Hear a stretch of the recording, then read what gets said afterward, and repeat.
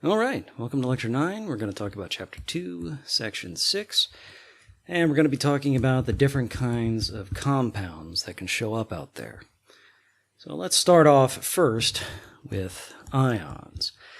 And you remember that ions are charged atoms, so they can be positive or they can be negative.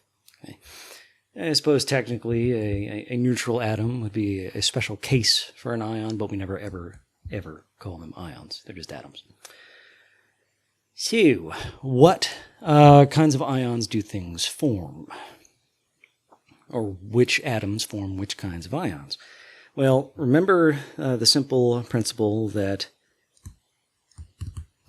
everyone wants to be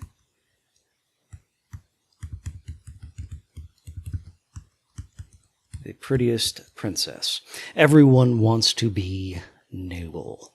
Okay. So for the elements, that means they want to look like the nearest noble gas. All right. Notice this says nearest. It does not say next. It says nearest. Okay, they want to look like the nearest noble gas. That might mean moving to the previous noble gas. Okay.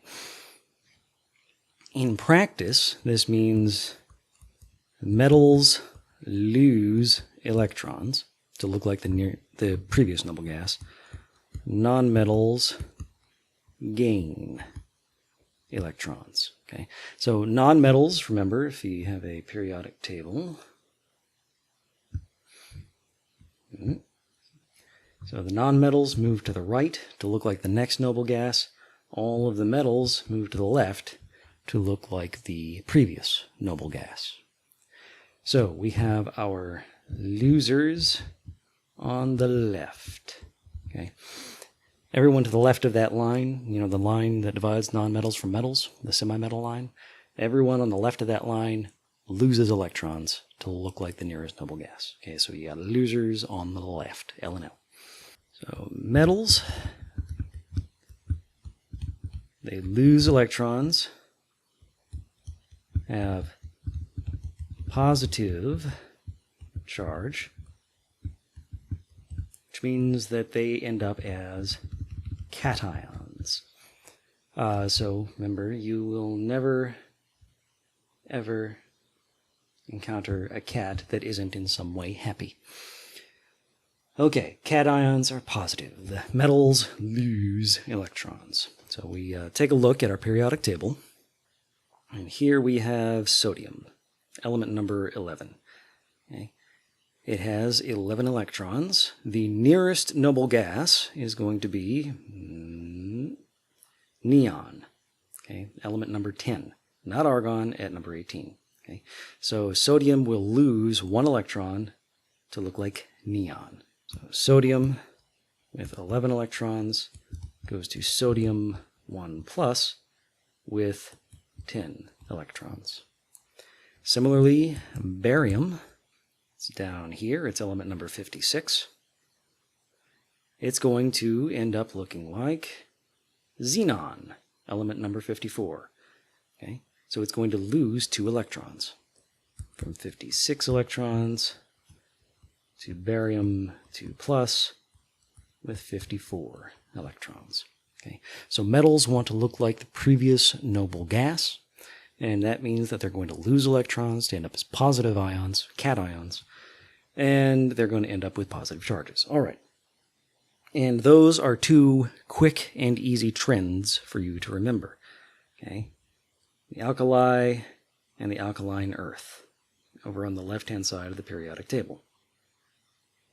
Okay. Alkali, the first column, ends up with a 1 plus charge.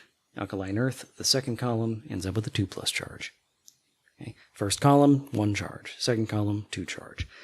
All right, the transition metals, those are somewhat predictable, but they are more difficult, more complicated. You have to know about quantum mechanics.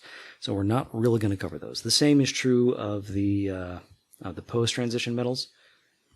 Too complex. The only exception are 3 atoms here in the middle. They form a stair step. Okay? And they are silver, 1 plus, zinc, 2 plus, and aluminum, 3 plus. Okay? I said they form a stair step because they are right here on the periodic table. There's silver, zinc, and aluminum. 1 plus, 2 plus, 3 plus. So I'm definitely going to expect you to remember those ions. The 1 plus for the alkali metals, the 2 plus for the alkaline earth metals, and then 1 plus, 2 plus, 3 plus on that stair step there in the middle. Now let's take a look at the non-metals. Okay. Non-metals gain electrons, so they end up as negative ions, which means that they become anions. Okay, just an, remember anti, against. Okay, it's just always against whatever you do. Anti-ani. Okay, it's always against. Negative. Anti-ani is very, very negative. Okay, so what sort of trends do we have for the nonmetals? Well, they want to look like the next noble gas. They're gaining electrons, so they're moving to the right. So here we have O dourado do sol de Ipanema, o seu balançado é mais que poema, é a coisa mais linda que eu já vi passar. That's helium. These are the noble gases. Here are our halogens. They just move 1 to the right. They only need to gain 1 electron, so they end up as 1 minus. Chalcogens, the oxygen group, so fluorine, oxygen, nitrogen, and let's go ahead and put carbon group on there. So the chalcogens, they are 2 away. They need to gain 1, 2 electrons, so they're going to end up as 2 minus. The pnictogens, they are 3 steps away, so 1, 2, 3. They need to gain 3 electrons to end up as 3 minus. And the carbon group, 1, 2, 3, 4. So they would end up as 4 minus. So making these predictions is relatively easy. It's just how many steps away from the nearest noble gas. Okay?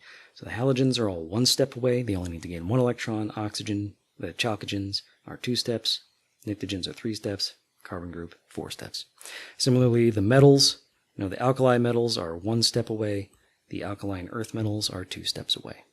For the transition and post-transition, it's too complicated, so you don't have to predict those except for, the stair step in the middle there. Okay, 1, 2, and 3. Okay. Now we have the odd one out. Hydrogen, the very first element, the lightest element, the most abundant element in the universe. It's 99.99 something % of all the matter in the universe. Reality is boring in some ways. Okay, so what does it change? Is it going to be a cation or an anion? Okay. Well, the nearest noble gas is helium. Okay, so here's hydrogen, element 1. Over here we have helium, element 2. So you might expect it to be an anion with a 1 minus charge.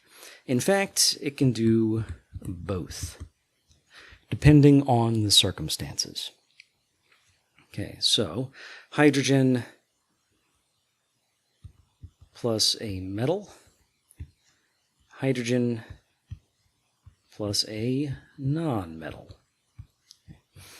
It doesn't always have an ionic character when it bonds, but if it is an ion of some kind, then it's going to be an anion when it's with a metal. It's going to be a cation when it's with a non-metal. So remember, anti-ani is always negative. Cats are always positive. Ooh, there's another thing. Instead of thinking of cats as happy, think of cats as confident. I've never met an uncertain cat. They're always very positive about what they want. So hydrogen is a situational ion. Metal hydrides are fairly rare, but they do occur. You're mostly going to see it binding with nonmetals. So the periodic table, the way it's arranged, gives us 3 types of compounds. Metal plus metal, non-metal plus non-metal, and non-metal plus metal. Okay, 3 different types of compounds, 3 different types of conventions, and 3 different sets of properties. When I talk about conventions, I'm talking about naming conventions and things like that, but there are other things out there. So a metal plus a metal, you're looking at an alloy. A non-metal plus a non-metal, you're looking at a covalent compound.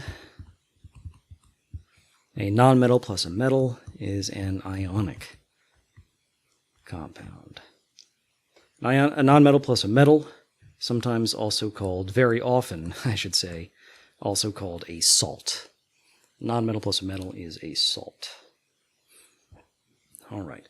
Now, because we're not going to talk about them too much, let's start with alloys. Metal plus metal makes an alloy, aka a metallic bond. All right. Metals don't always mix together, but when they do, they form a metallic bond. And the metallic bond alloys are a lot more like a mixture, like a solid solution, than they are like a chemical bond. But they aren't the same as, say, salt water or Windex. Okay, this is where we're getting into some more complicated chemistry. But it is useful to know a few things about them. Alloy properties are often intermediate. Okay, that is to say, between the 2 metals, but not always. Sometimes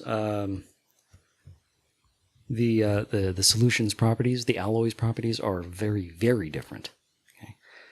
But, you put a little bit of copper into gold, and the gold will be harder than, the mixture, I should say, the alloy, will be harder than pure gold. That's still, a little bit shinier, a little bit more golden, a little bit prettier than pure copper. Okay. Alloys, they don't have discrete ratios in quite the way that other compounds do. Whereas CO2, carbon dioxide, is a 1-to-2 ratio, or 1 atom of carbon and 2 atoms of oxygen, and sodium chloride is a 1-to-1 ratio. For every atom of sodium, there's for every ion of sodium, there's an ion of chlorine. But that's not true for alloys. For example, steel is something like 0.98, and that's Fe, and 0.02. That is to say, it's 98% iron and 2% carbon.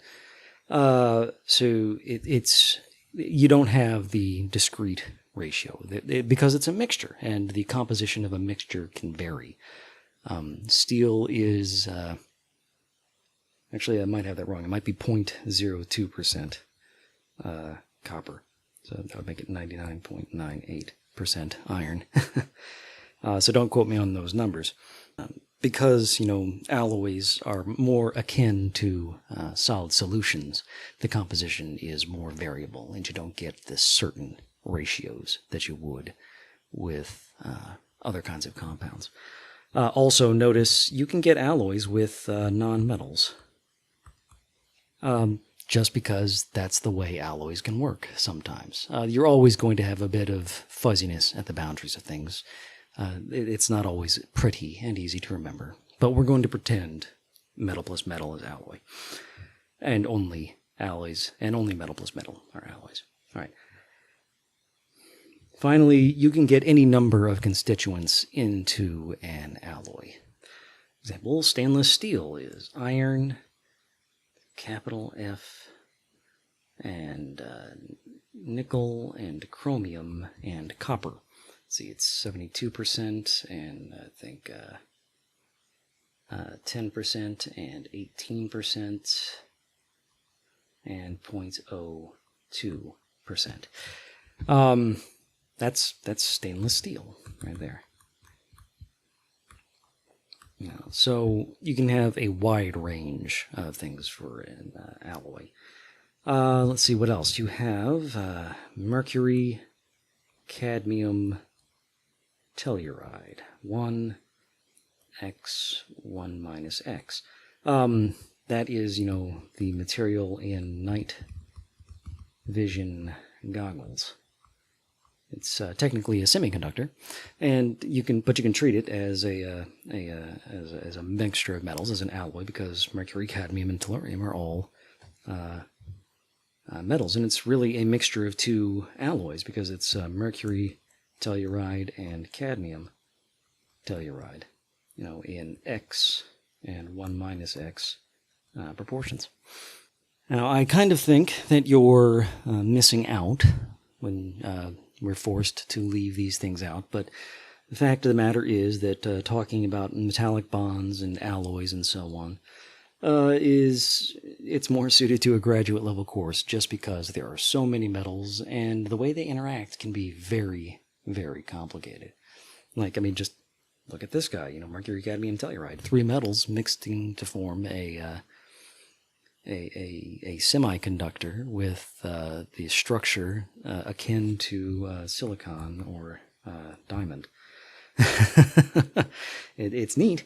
It's really interesting. It's a wonderful field to study, but it is somewhat beyond the scope of this course. So let's go ahead and move on to talk about some of the properties of alloys. These are basically the properties of metals. High melting point and boiling point. They are conductive of heat and electricity. They are ductile and malleable. And they don't form molecules. Okay, no individual molecule. Instead, it is an extended structure. We'll be getting into that more later when we talk about the different kinds of bonds that these things form. But for now, I want you to know that they don't form that individual molecule. You're still getting a sort of ratio. It's kind of like an ionic compound. It's definitely not an individual molecule. So now let's go ahead and talk about nonmetal plus nonmetal equals a covalent compound, aka a molecular compound, because they form molecules with a covalent bond.